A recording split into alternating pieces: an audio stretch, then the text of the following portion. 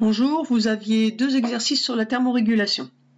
Alors le premier parlait du problème suivant, est-ce que fumer une cigarette permet de se réchauffer?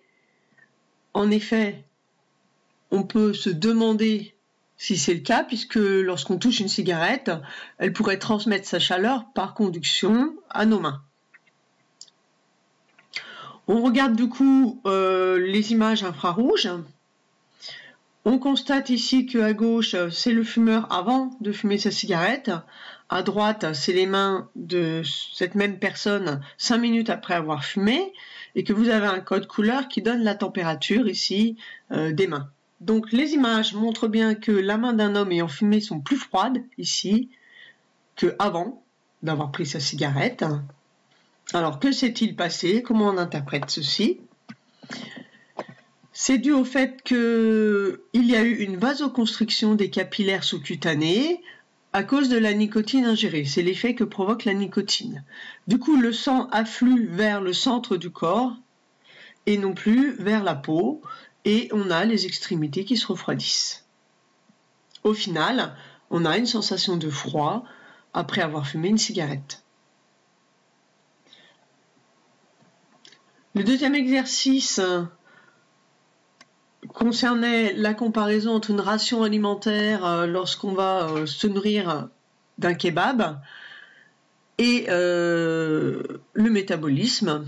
Donc c'est un petit peu ce que vous avez fait sur votre fichier Excel. En effet, le kebab a été inventé par un Allemand d'origine turque en 1972 à Berlin et il est inspiré de spécialités turques à base de viande d'agneau. Maintenant, la viande d'agneau est remplacée par du veau ou de la dinde. On y ajoute souvent des frites et une sauce, plus une boisson sucrée. Donc ça, c'est le menu complet.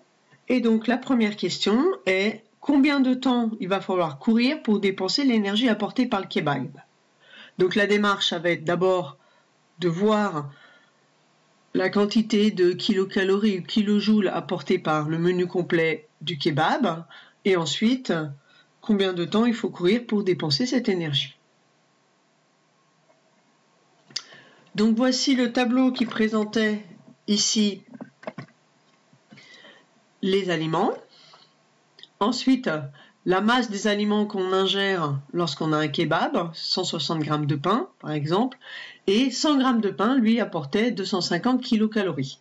Donc il faut calculer les calories apportées par chacun des aliments du menu et ensuite sommer l'ensemble pour savoir l'énergie apportée par ce menu complet.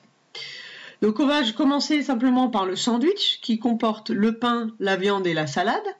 Le pain, pour savoir quelle quantité d'énergie il apporte, il faut faire une règle en 3, c'est-à-dire 160 g et la masse qu'on ingère, fois 250 divisé par 100. Donc il va nous apporter 400 kilocalories dans ce menu. On fait la même chose pour la viande, 170 fois 180 divisé par 100, ça fait 306 kilocalories. Et ensuite, l'accompagnement du sandwich de salade, tomate, oignon, 110 fois 30 divisé par 100, ça fait 33 kilocalories. Donc si on somme l'ensemble des apports caloriques, on a 737 kilocalories apportées par notre sandwich. Seulement dans le menu complet, il y a en plus du sandwich qui nous apporte 739 kilocalories,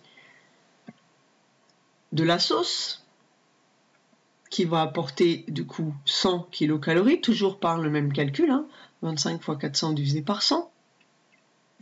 Ensuite, des frites, toujours le même calcul, 400 kilocalories. Et enfin, la boisson sucrée, 150 kilocalories.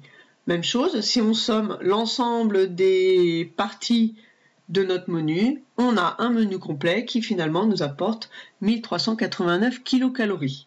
Donc ça, c'est pas rien. Ça fait un bon repas. Et on va d'abord calculer ce que ça représente en pourcentage par rapport aux apports journaliers recommandés.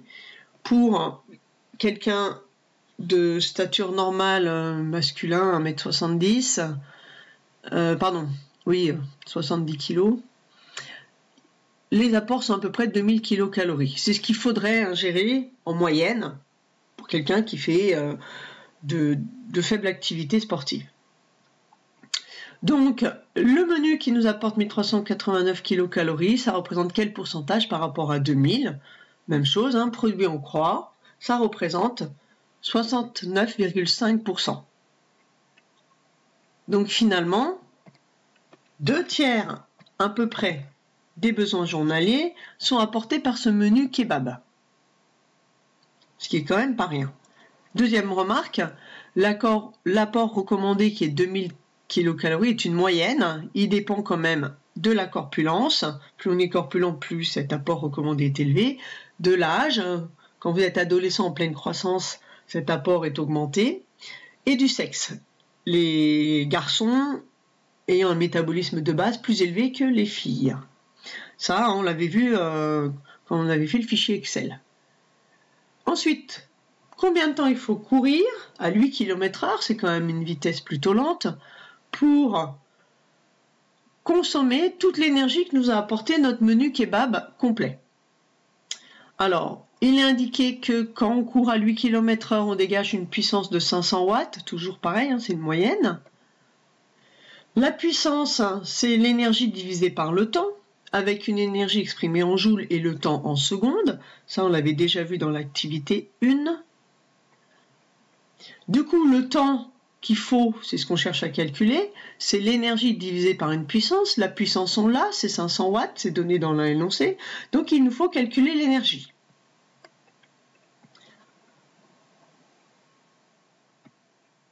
Le menu apportait 1389 kcal. Donc, quelle énergie apporte-t-il en joules? 1 kcal, on sait que c'est 4184 joules. Donc, du coup, 1389 kcal, ça fait 5 811 576 joules.